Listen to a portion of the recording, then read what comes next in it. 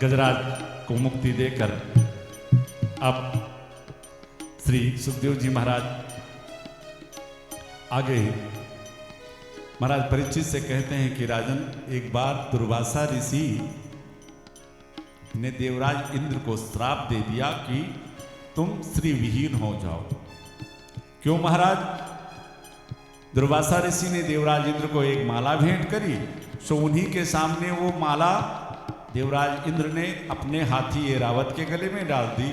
ऐरावत ने अपनी सूंड से उस माला को तोड़ के धरती पे डाला और दुर्वासा ऋषि की आंखों के सामने ही देखते देखते उस माले पर पांव रख करके ऐरावत आगे बढ़ा। और ये महात्मा कैसे बर्दाश्त करते, उनके तो नाक पे गुस्सा। और इंद्र तुम मद में चूर है, जा शाप देता हूं कि तू स्त्री विहीन हो जा। अब महाराज क्या था, सारा ऐश्वर्य स्वर्ग का समाप्त। सारे देवता मारे मारे फिरने लगे, दैत्यों का साम्राज्य हो गया।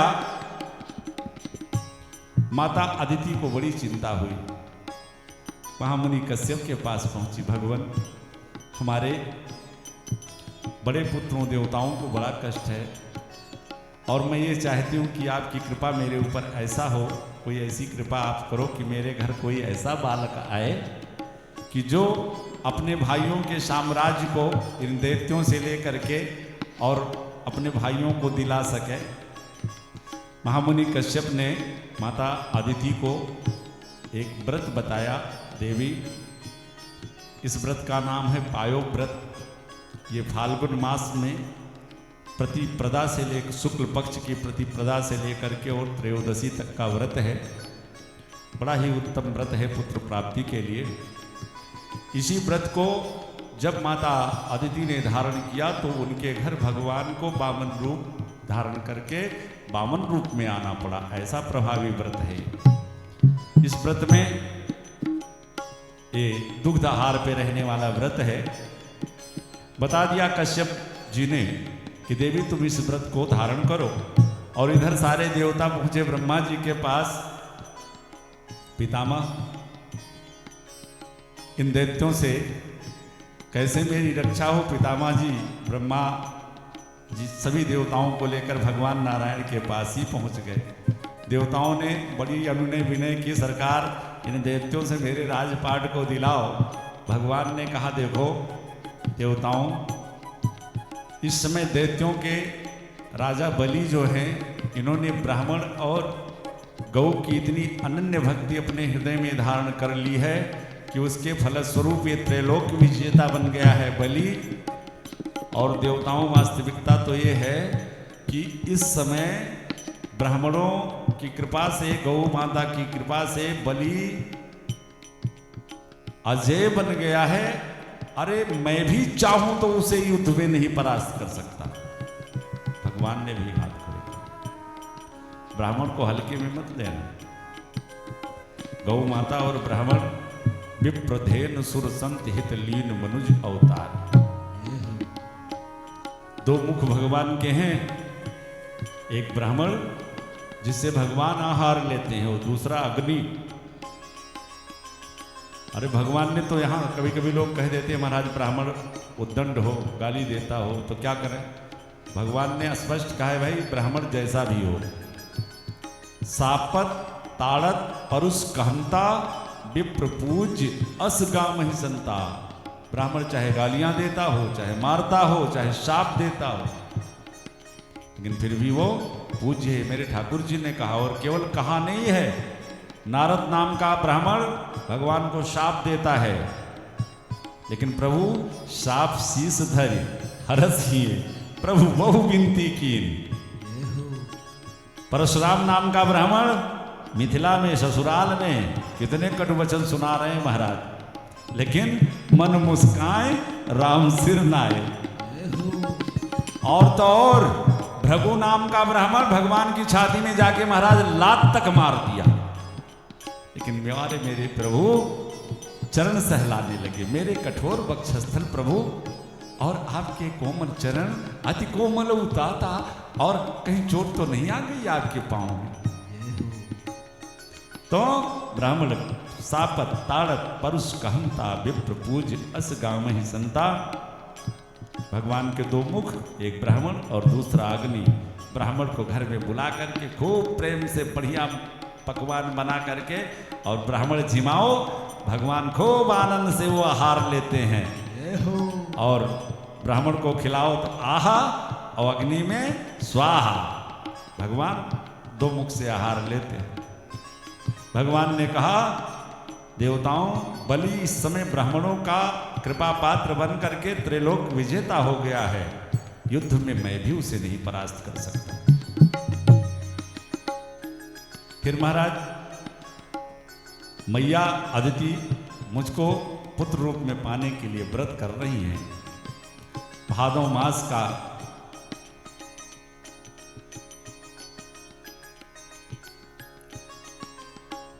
शुक्ल पक्ष द्वादशी तिथि और देवताओं के कार्य सिद्धि के लिए माता अदिति के उदर से साक्षात नारायण ही आज वामन भगवान के रूप में उनका प्राकट्य हुआ। बोलो वामन भगवान की।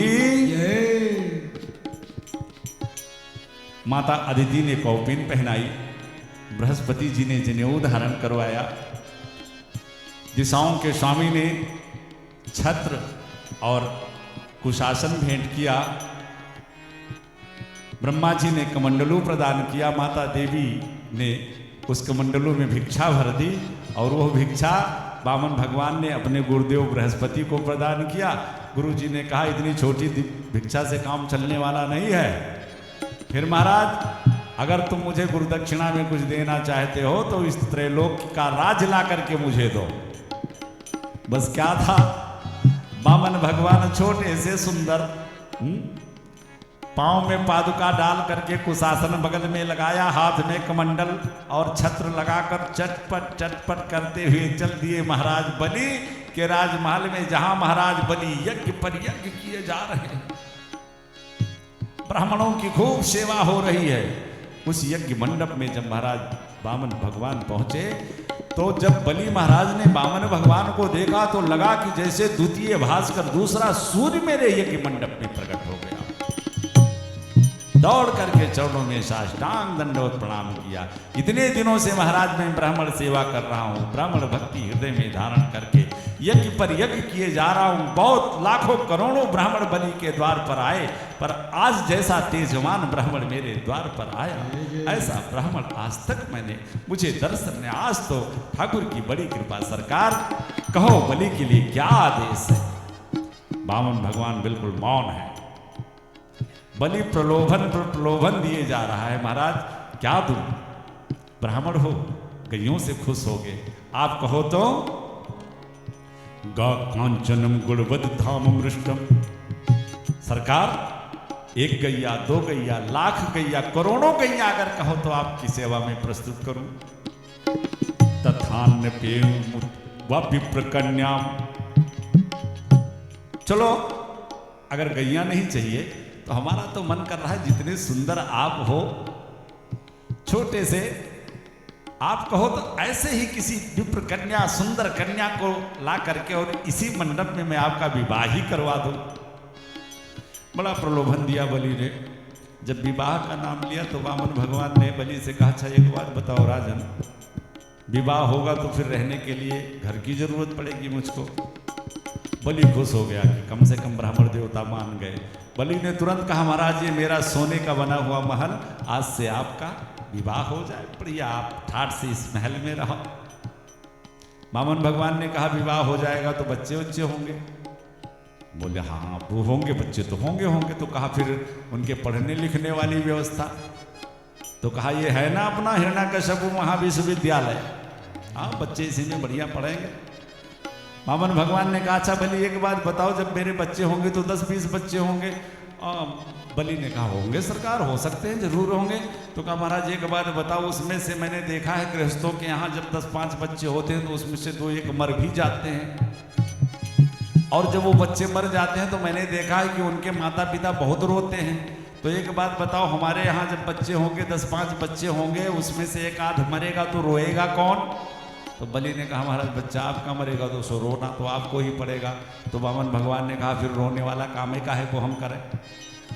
इतनी देर से भूमिका बनाई और जाकर के तुरंत खारिज कर दिया वामन भगवान। जानते हो किसी से कुछ लेना हो तो जब उसको उस पर अपना बिल्कुल प्रभाव जमा लो तब कुछ बातें और होती है।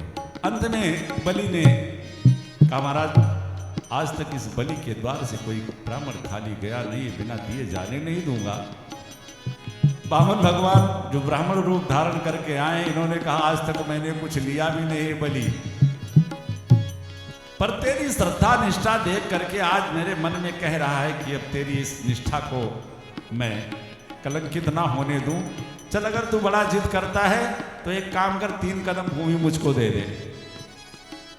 बलि महाराज माथा पकड़ लिए, त्रैलोक विजेता के सामने खड़ा हुआ है और जैसे ये वामन है वैसे इसकी बुद्धि भी वामन है लगता है। बलि ने कहा ले लो महाराज जैसी मर्जी जहां ले। वामन भगवान ने डांट दिया, साधारण ब्राह्मण समझ रखा है, ऐसे ले लूंगा? ब्राह्मण बिना संकल्प के दान लेता है, चल संकल्प कर। और जब संकल्प का नाम लिया वामन भगवान ने तब बगल में बलि के गुरुदेव महाराज शुक्राचार्य खड़े थे, उनके कान खड़े हो गए और ध्यान से देखा तो समझ लिया कि ये वामन कुछ नहीं, ये तो साक्षात नारायण ही आए हैं और अभी इसी 3 कदम भूमि में मेरे शिष्य का सर्वस्व ले लेंगे। धीरे से बलि के कान में कहा महाराज ये वामन तिरपन नहीं साक्षात विष्णु है, मना कर दो नहीं देना। बलि महाराज ने कहा कि महाराज देने के लिए बोल दिया है, अब झूठ कैसे बोलूं? तो शुक्राचार्य जी ने कहा कि शास्त्र कहते हैं स्त्री नरम विवाहे चा विप्रथे प्राण संकटे, कुछ ऐसे स्थान बताए गए हैं कि जहां व्यक्ति अगर झूठ बोले तो उसको झूठ का पाप नहीं लगता। उसमें एक ये भी है कि अगर किसी के एक झूठ बोल देने से उसका सर्वस्व धन जो जा रहा था अगर वो बच जा रहा है तो उस झूठ बोल देने से उसको पाप नहीं लगता। बेटी की शादी में किसी ब्राह्मण के प्राण संकट में हो अगर आप वहां झूठ बोल देते हो उसके प्राण बच जाते हैं। तो ये सब यहां झूठ बोलने से शास्त्रों ने उपदेशित किया है कि पाप नहीं लगता। कह दो मैं नहीं देता। बलि के नेत्र सजल हो गए। गुरुदेव भगवान अंतिम लक्ष्य प्रभु ही होते हैं। और विचार कीजिए कि आज वही मेरे सामने खड़े हैं और आप उनसे विमुख होने के लिए मुझे उपदेश कर रहे हो। महाराज बलि ने आज अपने गुरु का त्याग कर दिया, गुरु के वचनों को छोड़ दिया। शास्त्र कहते हैं कि गुरु बिन भवनिधि तरे न कोई। शास्त्र कहते हैं कि गुरु के वचन प्रतीत न जेहि, सपनों सुख सिद्धि सुलभ न तेहि। लेकिन देखिए यही होता है राष्ट्रपति शासन। गुरु और शिष्य का संबंध किसी भी परिस्थिति में त्याज्य नहीं है। लेकिन एक अवसर अगर जीवन में उत्पन्न हो जाए कि जो गुरु भगवान से विमुख अपने शिष्य को ले जाए, ऐसे गुरु का त्याग कर देने में भी कोई दोष नहीं लगता। आज बलि महाराज ने अपने गुरुदेव का ही त्याग कर दिया। तजो पिता प्रहलाद विभीषण बंधु भरत महतारी, बलि गुरु तजो। आज बलि ने गुरु का त्याग कर दिया। पर गुरु की निष्ठा तो निष्ठा होती है भाई, और हो क्यों ना। गुरु बना लेना तो बड़ा आसान है। हाँ लाओ बढ़िया कपड़ा लत्ता आ जाएगा, 10-20 हज़ार नोट आ जाएगी, हर महीने गुरु पूर्णिमा पे दक्षिणा आनी शुरू हो जाएगी। लेकिन शास्त्र के उस पंक्ति पर गुरु को हमेशा नजर रखनी चाहिए जो कहती है कि हरई शिष्य धन और शोक न हरई, सो गुरु नरक में नहीं घोर नरक मोह परई। रौरो नरक। अरे महाराज यहां गुलछर्रे उड़ा लेना तो बड़ा आसान है। हमारे पिताजी गाया करते थे, पता चलेगा कब? जब जइबो, हर जब जइबो कचहरी तब जानी पड़ी, जब जइबो कचहरी तब जानी पड़ी, जानी पड़ी जब जइबो। पता तो चलेगा यहाँ से जाने के बाद। ये जो वास्तव में सपना है जिसको हम अपना मान बैठे हैं, और जब ये सपना अंतिम क्षणों में आंख बंद होती है तब समझो ये सपना टूटा। तब ध्यान में आता, अरे ये तो निकल गया हाथ। हमारे संत गाते हैं कि अब की पांसा ना पड़ा तो फिर 84 जाए, अब की पांसा ना पड़ा तो फिर 84 जाए। लटको इसी में। गुरु का त्याग कर दिया आज महाराज बलि ने। शुक्राचार्य जी की निष्ठा, जब भगवान संकल्प कराने के लिए अपने कमंडल से जल गिराने लगे बलि के हाथ में, तो नहीं रह गया गुरुदेव से, क्योंकि गुरु का ये धर्म है कि अपने शिष्य के आध्यात्मिक और भौतिक दोनों पथ को बनाने की जिम्मेदारी, इसका ठेका गुरु का होता है। शुक्राचार्य जी छोटा सा रूप बना करके और कमंडल के उस छिद्र में जाकर के बैठ गए कि हम पानी गिरने ही नहीं देंगे तो संकल्प करेगा कैसे ये। परवारे मेरे प्रभु कमंडल टेढ़ा किया और जब जल नहीं गिरा तो समझ गए शुक्राचार्य की चालाकी। सो बगल में जो कुशासन दबाए हुए थे उसमें से निकाला एक कुश का सीका और उस छिद्र में डाला कि ओहो लगता है कोई चीज फंस गई है इसमें। और वो जब कुश का नोक अंदर गया तो संजोग से सीधे श्री शुक्राचार्य जी के आंख में गया, तो एक आंख उनकी गोविंदाय नमो नमः, एक आंख फूट गई। गुरुजी तो बलि को साफ दे करके वहां से चले गए। अब श्री भगवान ने शुक्राचार्य जी की एक आंख फोड़ दी, इसके पीछे भी कारण है। मानो भगवान इस जगत को ये बताना चाह रहे हैं कि भाई शुक्राचार्य जी की दोनों आंखों में देखिए सबके पास दो नेत्र हैं, ज्ञान विराग नयन उर्गारी। तो भगवान शुक्राचार्य जी के ज्ञान रूपी नेत्र चक्षु की तो बड़ी सराहना करते हैं।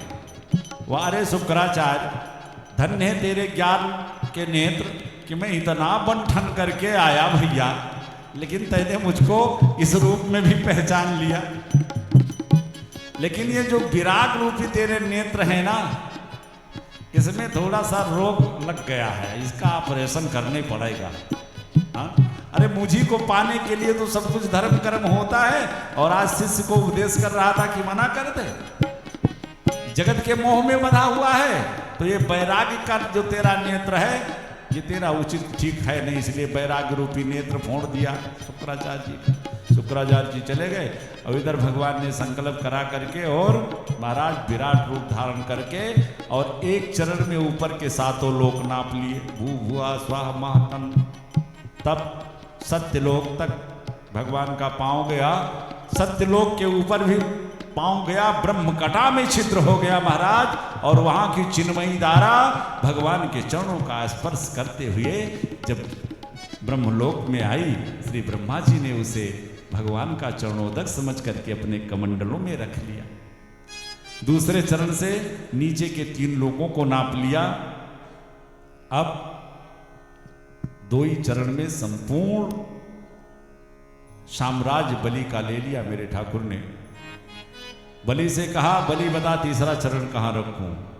बलि तो निरुत्तर हो गए, घुटनों के बल बैठे भगवान के उस विराट रूप का दर्शन कर रहे। उत्तर नहीं दे पाए। भगवान ने गरुड़ से कहा, गरुड़ बलि को बांध दो, इसने संकल्प किया है और संकल्प करने के उपरांत दान नहीं कर पाया, इसलिए ये नरक का अधिकारी है। गरुड़ जी ने बलि को बंधन में बांध दिया। बंधन में बंधे महाराज बने हैं। ये कौतूहल महल तक पहुंचा तो बलि की पत्नी महारानी अंदर से निकल करके आई, और यहाँ जब यह दृश्य यज्ञशाला पे देखा और भगवान तब तक फिर अपने सौम्य रूप में, ब्रह्मचारी के रूप में, वामन भगवान के रूप में हो गए।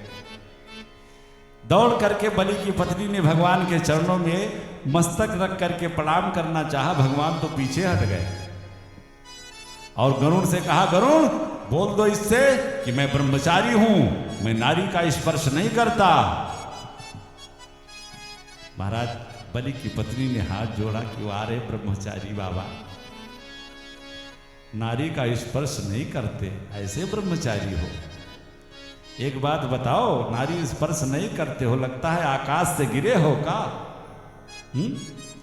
और फिर महाराज नारी स्पर्श नहीं करते हो तो ये पृथ्वी नारी स्वरूपा है, इससे ऊपर हो जाओ महाराज। महाराज वामन के तो कान खड़े हो गए। भगवान विचार करने लगे कि दैत्य कुल में इतनी ज्ञानवान नारी। बलि की पत्नी ने पूछा कि महाराज एक बात बताओ, हमारे स्वामी को क्यों बांध रखा है? वामन भगवान ने कहा, तुम्हारे स्वामी ने संकल्प किया था 3 कदम भूमि देने का, संकल्प पूरा नहीं हुआ इसलिए बांध रखा है। बलि की पत्नी ने कहा, महाराज संकल्प किसने करवाया था? वामन भगवान ने कहा, मैंने करवाया था। बलि की पत्नी ने कहा, महाराज लगता है अभी सीधे गुरुकुल से चले आ रहे हो, अभी विद्या आपकी पूरी हुई नहीं, अधूरी विद्या है।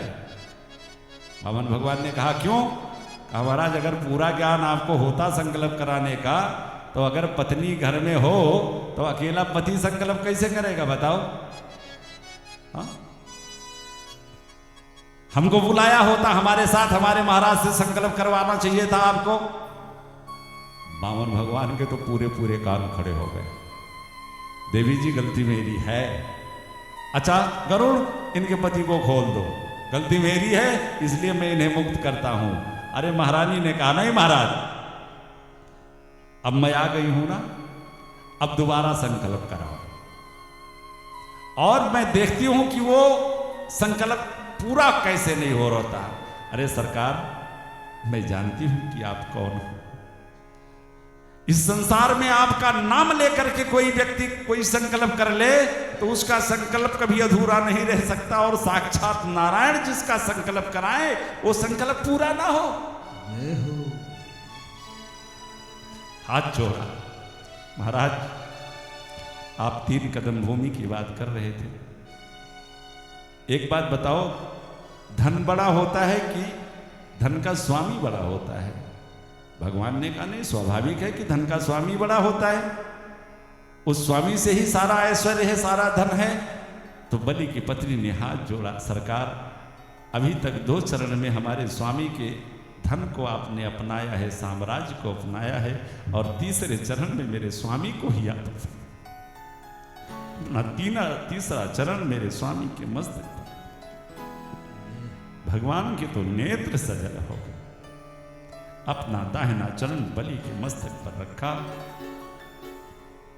सारे देवता, ब्रह्मादिक, इंद्रादिक देव सभी इस शुभ अवसर पर पुष्पों की वर्षा करने लगे। वाह रे बलि, महाराज जनक जैसा विरागी, जो जोग भोग में राख्यो गोई, उन्हें भगवान के अंगूठा धोने का अवसर मिला। केवट भगवान की कई जन्मों से प्रतीक्षा करते करते तब उसे चरण पखारने का अवसर मिला, और वारे बलि तेरा भाग्य, तेरा सौभाग्य कि आज भगवान ने अपना चरण ही तेरे ऊपर रख दिया। भगवान ने त्रैलोक लेकर के तो देवताओं को दे दिया, लेकिन बलि को अपना सबसे उत्तम लोक, सुतल लोक प्रदान किया। राजन, मैं तुम्हारी निष्ठा भक्ति से अति प्रसन्न हूं, इसलिए आज से मैं तुम्हें सुतल लोक का राजा बनाता हूं, जो मेरा सबसे प्रिय लोक सुतल लोक है। बलि को प्रदान किया। बलि ने कहा, सरकार एक कामना जागृत हो गई आपके इस स्वरूप को देखकर, बोलो मोरे नहीं अदेख अछूतो ही। महाराज इस सौंदर्य स्वरूप को जब भी मैं महल से निकलूं तो आपका दर्शन मुझे हो। भगवान ने सोचा कि अब ये चौकीदार बनाएगा मुझको। भगवान ने आशीर्वाद दिया।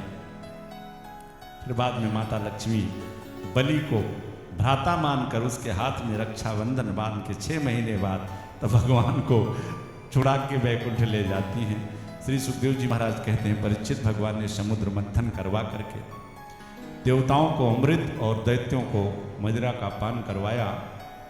और फिर यहीं से आगे श्री सुखदेव जी महाराज परीक्षित को 2 अध्याय में श्री राम कथा का उपदेश करते हैं। भागवत के 9वें स्कंद में 2 अध्याय में श्री राम कथा सूर्यवंश का वर्णन किया श्री सुखदेव जी महाराज ने। जब सूर्यवंश का वर्णन करने लगे श्री सुखदेव जी, तो महाराज परीक्षित ने कहा, महाराज इतने शार्ट में नहीं, थोड़ा विस्तार में सुनाओ, क्योंकि मैं जानता हूं कि यह सूर्यवंश कितना प्रभावी, कितना प्रभावशाली वंश है।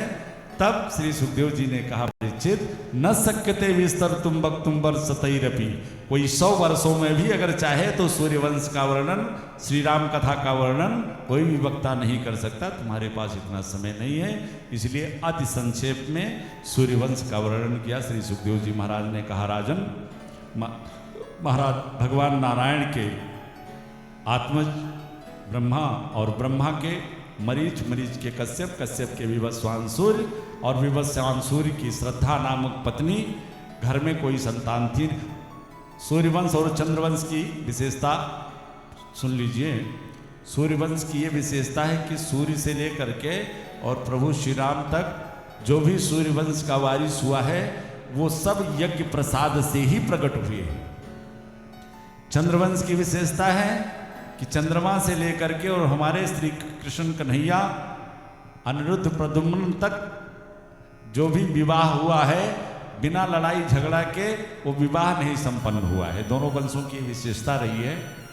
तो श्रद्धा नामक पत्नी थी महाराज श्राद्ध देव मनु की, घर में बेटा था नहीं, तो महाराज वशिष्ठ ने पुत्र प्राप्ति के लिए यज्ञ अनुष्ठान करवाया, लेकिन पुत्र ना प्राप्त हो करके एक कन्या का जन्म हुआ।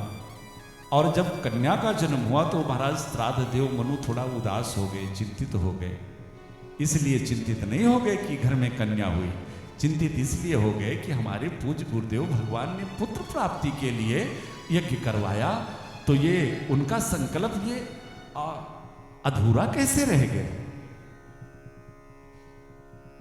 पर आजकल तो विडंबना, हमारे घर में बेटियां हो जाए तो माता पिता दब जाते हैं। हाँ? लेकिन एक बात बताएं, आप दुनिया में लाखों दान कर लो, लेकिन जिसने जीवन में, हमारे शास्त्र कहते हैं कि जैसे विधना सुना सुना है ये विधान के बिना, और ये विधान सुना सुना है भगवान के बिना।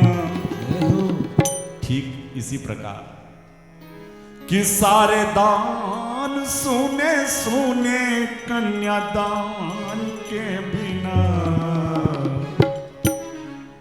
कितने भी दान कर लो, लेकिन दान अधूरा है जब तक कन्यादान ना हो।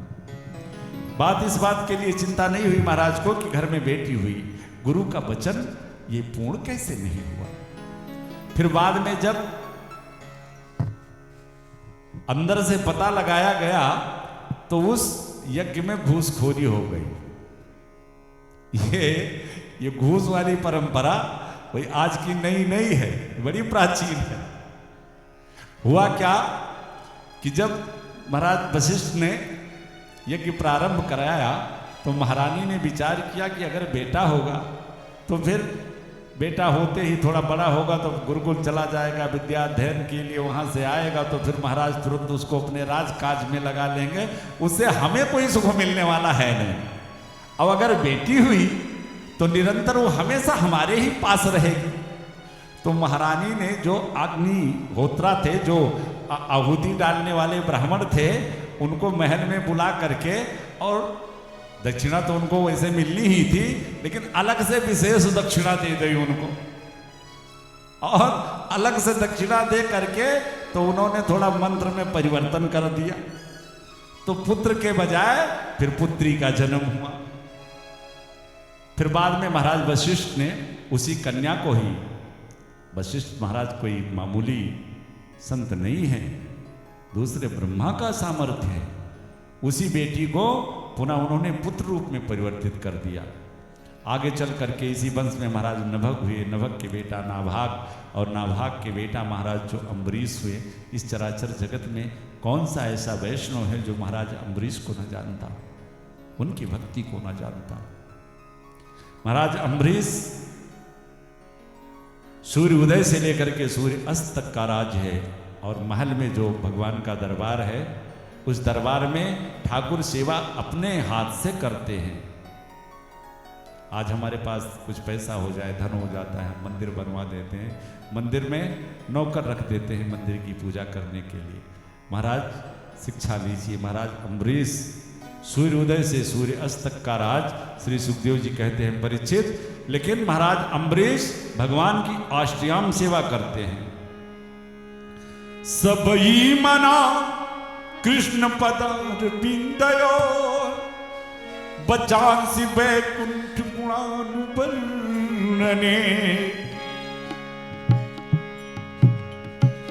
करो हरे मंदिर मार्जना दिशु श्रुतिम चकाराच्युत सत्कथोदय। अष्टयाम सेवा भगवान की करते हैं। लाखों दास दासियां महल में हैं, लेकिन ठाकुर सेवा में किसी का कोई सहयोग नहीं। झाड़ू पोंछा भी अपने हाथ से करते हैं दरबार। वाणी से सतत भगवान अष्टयाम सेवा का मतलब वाणी से हमेशा उनका गुणगान करना, कानों से उनकी कीर्ति को सुनते रहना, नेत्रों से उनका दर्शन। झाड़ू पोंछा भी अपने हाथ से करते हैं। और तो और महाराज भगवान को भोग लगाने के लिए जो प्रसाद तैयार करते हैं ना, वो चक्की भी अपने हाथ से चला के आटा पीसते हैं कि पता नहीं कोई सेवक साफ सफाई से कर पाए कि ना कर पाए। एक बार महाराज अम्बरीश बैठे चक्की चला रहे थे, आटा पीस रहे थे, गर्मी का महीना था, पसीना टपक रहा था, पसीना हो रहा था। इतने बड़े सम्राट चक्की चला रहे थे भगवान के लिए। अचानक पीछे से बड़ी दिव्य सुगंधित हवा का झोंका आया। महाराज अम्बरीश ने सोचा ये हवा इतनी सुंदर सुगंधित कहां से आ रही।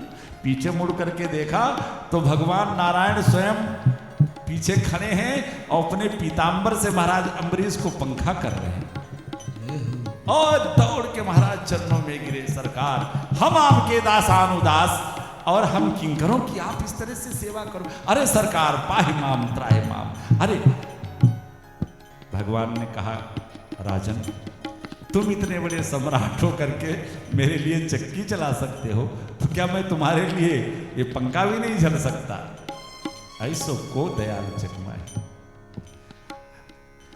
महाराज आज भगवान महाराज अम्बरीश से इतने प्रसन्न हो गए कि अपना सुदर्शन चक्र ही उन्हें भेंट कर दिया। महाराज अम्बरीश की बड़ी दिव्य कथा है, मैं क्या बताऊं। 300 महारानियां थीं, लेकिन 300 महारानियों में अभी महाराज अम्बरीश का वृद्धापन प्रारंभ हो गया है, लेकिन इन 300 महारानियों ने महाराज का चेहरा तक नहीं देखा कि महाराज हमारे हैं किस। ये तो वंश वृद्धि महाराज की तब होती है जब 300 महारानी के बाद में एक विदर्भ देश की राजकुमारी उसने महाराज अम्बरीश के पास प्रणय निवेदन भेजा। महाराज आए, महाराज मेरी पुत्री ने निर्णय लिया है कि वो आपसे ही विवाह करेगी। महाराज ने कहा भाई 300 महारानियां घर में पहले से हैं, मेरे पास समय ही नहीं है, ठाकुर सेवा से बचता ही नहीं समय मेरे पास कि मैं किसी से दो बात भी कर सकूं। तो आकर के इस महल में इस कष्ट को क्यों भोगेगी। पर बड़ी दिव्य कथाएं हैं, हम लोग थोड़ा सा आगे बढ़ना है। महारानी, उन्हीं महारानी के कारण फिर महाराज अम्बरीश के घर फिर गृहस्थी इनकी प्रारंभ होती है। तो ऐसे हैं महाराज अम्बरीश। अपना सुदर्शन चक्र ही ठाकुर जी ने महाराज अम्बरीश को प्रदान कर दिया। और जब दुर्वासा ऋषि ने कृत्या को प्रकट किया तो आज वही सुदर्शन चक्र कृत्या को भस्म करके और महाराज दुर्वासा के ही पीछे लग गए। तीनों लोकों में कहीं त्राण नहीं मिला दुर्वासा को। अंत में भगवान के ही शरण में गए। भगवान ने भी अपने हाथ खड़े कर लिए, ऋषिवर मैं भी तुम्हारी रक्षा नहीं कर सकता। महाराज दुर्वासा ने कहा ये ईश्वर कह रहा है, जिसका ये संकल्प है कि जो सभीत आवे सरनाई रखियो ताहि प्राण की नाई। महाराज आज शरण में आए हुए जीव को अगर आपके द्वारा शरणागति नहीं मिलती तो क्या आपकी शरणागति कलंकित नहीं हो जाएगी? भगवान ने कहा उपाय तथयास्थ, मैं तरीका बताता हूं। मेरे जिस भक्त का तुमने अपराध किया है उसी की शरण में जाओ। तब फिर 1 वर्ष के बाद भागते भागते दुर्वासा जी महाराज अम्बरीश के पास ही आते हैं और भक्त के महत्व को बढ़ाने के लिए जो दिव्य लीलामृत प्रकट किया मेरे ठाकुर जी। वैसे तो दुर्वासा जी हमारे भगवान के 24 अवतारों में से हैं, लेकिन भगवान ने भक्त का महत्व बढ़ाने के लिए कितनी सुंदर लीला समाज को दर्शाई। आगे चल करके महाराज इसी वंश में बड़े बड़े प्रतापी राजा हुए। महाराज सगर हुए। महाराज सगर की 2 पत्नियां थीं, एक का नाम था सुमत, एक का नाम था केशनी। सुमत के अंशुमान नामक पुत्र हुआ और केशनी के एक मांस का पिंड पैदा हुआ। तो केशनी को थोड़ी सी स्पृहा हो गई कि मेरी बड़ी बहन को इतना सुंदर बालक, मुझको एक ये मांस का पिंड पैदा हुआ। ये सब यज्ञ के प्रसाद से ही, पुत्र नहीं थे, सब यज्ञ के द्वारा प्रसाद से ही सब ये बालक उत्पन्न हो रहे हैं। तो महारानी ने उस मांस के पिंड के 60,000 टुकड़े करके और घर से फिकवा दिया। तो चूंकि यज्ञ के प्रसाद के अंश थे सो 60,000 पुत्र बन करके महाराज सगर के घर आ गए। महाराज सगर ने अश्वमेध यज्ञ किया और उस अश्वमेध यज्ञ में घोड़ा छोड़ा तो इंद्र ने उस घोड़े को चुरा कर ले जा करके जहाँ कपिल भगवान कपिल आश्रम में साधना कर रहे थे, भजन कर रहे थे, तपस्या कर रहे थे, वहीं जाकर के उनके आश्रम में बांध दिया। सगर के 60,000 पुत्र घोड़े को ढूंढते ढूंढते कपिल मुनि के आश्रम में पहुंचे तो महाराज कपिल मुनि को ही उल्टा सीधा बोलने लगे, रे रे बाज हरस चोरा, देखो इस पाखंडी महात्मा को मेरे यज्ञ के घोड़े को चुरा कर लाया, आश्रम में बांध दिया। कपिल भगवान ने आंख खोला तो सारे 60,000 बालक महाराज सगर के जल के खाक हो गए। फिर उसके बाद महाराज अंशुमान, दिलीप, फिर महाराज भगीरथ की तपस्या रंग लाई और उनके कारण माता गंगा का प्रादुर्भाव हुआ इस धरातल पर। और फिर उन 60,000 पूर्वजों का उद्धार कराया श्री भगीरथ महाराज। और इसी वंश में आगे महाराज खड़वांग हुए, खड़वांग के दीर्घबाहु, फिर रघु, अज और महाराज दशरथ के घर आज 4 रूपों में हमारे प्रभु श्री राम, लक्ष्मण, भरत और शत्रुघ्न। बोलो चारों भैयाओं की।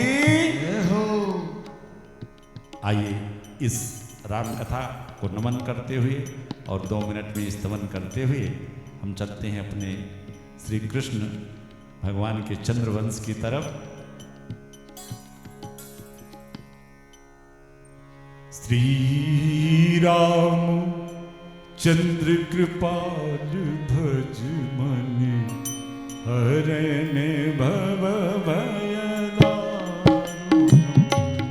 श्री राम चंद्र कृपाल भज मन, हरण भव भय दारुणम। श्री राम चंद्र कृपाल भज मन, हरण भव भय दारुणम। नव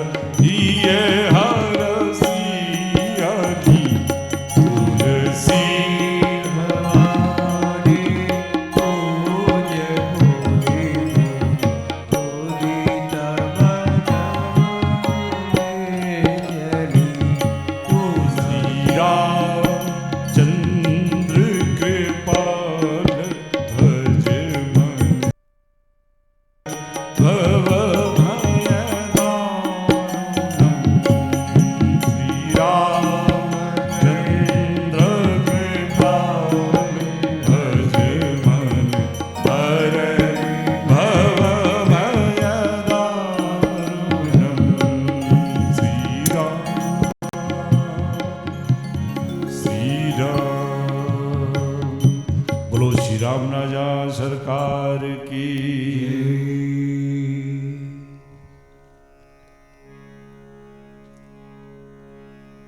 सूर्यवंश के वर्णों उपरांत अब श्री सुखदेव जी महाराज परीक्षित से कहते हैं, राजन अब तुम परम पुण्य चंद्रवंश का वर्णन सुनो। अथातः श्रूयताम राजन वंशः सोमस्य पावना यस्मिन्नैलादयो भूपा कीर्त्यन्ते पुण्य कीर्तया। अब तुम परम पुण्य वंश चंद्रवंश का वर्णन सुनो। महाराज परीक्षित तो बिल्कुल चकोर की तरफ महाराज श्री सुखदेव जी के मुखारविंद से निकले हुए एक एक शब्द का रसपान करते जा रहे हैं। श्री सुखदेव जी कहते हैं, परीक्षित नारायण के पुत्र ब्रह्मा और ब्रह्मा के अत्रि और अत्रि मुनि के बेटा हुए चंद्रमा, जिनसे चला चंद्रवंश। और इस वंश में भी बड़े बड़े प्रतापी राजा हुए, आयु सत्तायु रय जय विजय। आगे चल करके इसी वंश में महाराज यति हुए, यति के 5 बेटा, महाराज नहुष के 6 बेटा, यति याति संयाति वेति कृति। आगे चल करके इस वंश में महाराज ययाति के 2 बेटा यदु और तुर्वसु, इन्हीं यदु से चला यदुवंश। और इसी यदुवंश में हमारे श्री कृष्ण कन्हैया का प्राकट्य होता है। सुखदेव जी कहते हैं, परीक्षित इसी यदुवंश में आगे चल करके महाराज वसुदेव जी का जन्म हुआ। और वसुदेव जी की 6 पत्नियां गौरवी, रोहिणी, भद्रा, रोचना, मदिरा, इला। 7वीं पत्नी देवकी के गर्भ से 8 संतानें, 8वें साक्षात भगवान श्री कृष्ण और 9वीं एक बिटिया हुई जिसका नाम सुभद्रा पड़ा। भगवान का जन्म तो मथुरा में हुआ, लेकिन जन्मोत्सव मनाया गया गोकुल में। 4 वर्ष गोकुल में रहे, 6 वर्ष वृंदावन में लीला करी और फिर 25 वर्ष मथुरा में रह करके और फिर द्वारिका का निर्माण करा करके 100 वर्ष द्वारिका में सुंदर अपना राजकाज संभाला। और 125 वर्ष की अवस्था में मेरे प्यारे प्रभु इस धराधाम से प्रस्थान कर गए। बोलो श्री कृष्ण भगवान की इतनी कथा 1 मिनट में श्री सुखदेव जी महाराज ने परीक्षित को सुना दी। परीक्षित महाराज मौन बैठे। 9वां स्कंद समाप्त होने को है। श्री सुखदेव जी विचार कर रहे हैं कि जिस परीक्षित को 7वें दिन मृत्यु का शाप मिला हुआ है, आज 5वां दिन बीत गया और इन 5 दिनों में परीक्षित ने हमसे हजारों प्रश्न किए, लेकिन वास्तविकता जिस प्रश्न के करने से परीक्षित को मोक्ष मिलना है, अभी उस प्रश्न के बारे में तो परीक्षित ने विचार ही नहीं किया। 2 दिन बचे। श्री सुखदेव जी महाराज ने सूर्यवंश और चंद्रवंश का वर्णन क्यों किया, जरा इस पर विचार किया जाए। अरे सीधे भगवान की कथा सुनाते, बड़े बड़े राजाओं का गुण गाने की क्या जरूरत थी परीक्षित के लिए? पूरे चंद्रवंश का वर्णन करने की क्या जरूरत थी महाराज सुखदेव जी को परीक्षित के लिए? जिस भगवत कथा से उनका मोक्ष होना था, सीधे भगवत कथा सुनाते। लेकिन देखिए, शास्त्र का ये वसूल है, नियम है कि जो अधिकारी ना हो तब तक उसे भगवत कथा श्रवण नहीं कराना चाहिए। यह न कहिए सठही हठशील, कपटी को, पापी के लिए तो है, लेकिन चौथी भगति मम गुण गण करई कपट तज ज्ञान। न कपट के साथ गायन करना चाहिए, न कपटी व्यक्ति को कथा सुनानी चाहिए। अगर शास्त्रों पर आप बोलते हैं, शास्त्रों को हृदय में धारण कर रखा है, तो शास्त्रों के नियम पर चलने का भी प्रयास करना चाहिए। श्री सुखदेव जी महाराज जैसे संत, आज 5वां दिन है महाराज परीक्षित का, और भगवत कथा से परीक्षित की मुक्ति होनी है। 9वें स्कंद के अंतिम अध्याय पर पहुंचे हुए हैं और अभी तक हजारों प्रश्न महाराज परीक्षित ने सुखदेव जी से किया, लेकिन जिस प्रश्न से परीक्षित को मुक्ति पाना है अभी उससे संबंधित कोई चर्चा नहीं करी। महाराज सुखदेव जी समझ गए कि हो ना हो अभी कहीं ना कहीं परीक्षित के मन और बुद्धि में दोष बैठा हुआ है। हाँ, होश में आओ। हाँ, इसीलिए कहते हैं दोपहर में सो जाया करो। हाँ, चलो जयकारा बोलो जोर से। देखिए एक बात बताएं, ऐसे चाहे नींद ना आवे, लेकिन भगवत कथा में नींद आना स्वाभाविक है। और ये जानते हैं क्यों? जाते ही नींद जुड़ाई हुई। क्यों? भाई नींद किसी को कब आती है? जब बड़ा निश्चिंत होता है। हाँ, बड़ा उसको सुखद महसूस होता है, नींद तभी आती है। अब बिस्तर पे बैठ लेटो और खटमल काट रहे हो तो नींद आएगी? नहीं आएगी ना। जब बिल्कुल निश्चिंत होता है तभी उसको नींद आती है। और भगवत कथा में देखो, ये मन इन सांसारिक झंझावटों में हरदम फंसे रहता है, कहीं ये चिंता, कहीं ये चिंता, कहीं ये चिंता। अब नींद की गोली खाने पे भी बिस्तर पे नींद नहीं आती। और ठाकुर जी की कथा की ये विशेषता है कि आप कथा पंडाल में बैठ जाओ, महाराज तुरंत मन को शांति मिलती है। और जब मन को शांति मिलती है तो बेचारा थका थकाया या शरीर मन ने सोने तो दिया नहीं था, अब जाते ही नींद, जब मन को शांति मिली, आराम मिला तो नींद आज नहीं आनी। तो अलर्ट रहा करो। बोलो भक्त भगवान की। श्री राधे राधे गोविंद गोविंद राधे, श्री राधे राधे गोविंद राधे। तो महाराज सुखदेव जी को लगा कि जिस प्रश्न से परीक्षित की मुक्ति होनी, अभी तक तो इसने वो प्रश्न ही नहीं किया, तो मैं इसको ठाकुर कथा सुनाऊं कैसे? इसके माने कहीं ना कहीं इसके मन और बुद्धि में कोई ना कोई दोष बैठा हुआ है। तो बुद्धि के स्वामी कौन है? सूर्य। इसीलिए श्री सुखदेव जी महाराज ने सबसे पहले सूर्य वंश का वर्णन करके, सूर्यदेव को प्रसन्न करके अपने शिष्य परीक्षित के बुद्धि को शुद्ध किया। और उसके बाद चंद्र वंश का वर्णन क्यों किया? मन के स्वामी कौन है? चंद्रमा। चंद्रमा मन सो जाता। आप तो पढ़ते हो श्लोक। तो सूर्य वंश का वर्णन करके परीक्षित के बुद्धि में आए हुए विकार को दूर किया श्री सुखदेव जी महाराज ने, और चंद्रवंश का वर्णन करके मन में आए हुए दोष को समाप्त किया।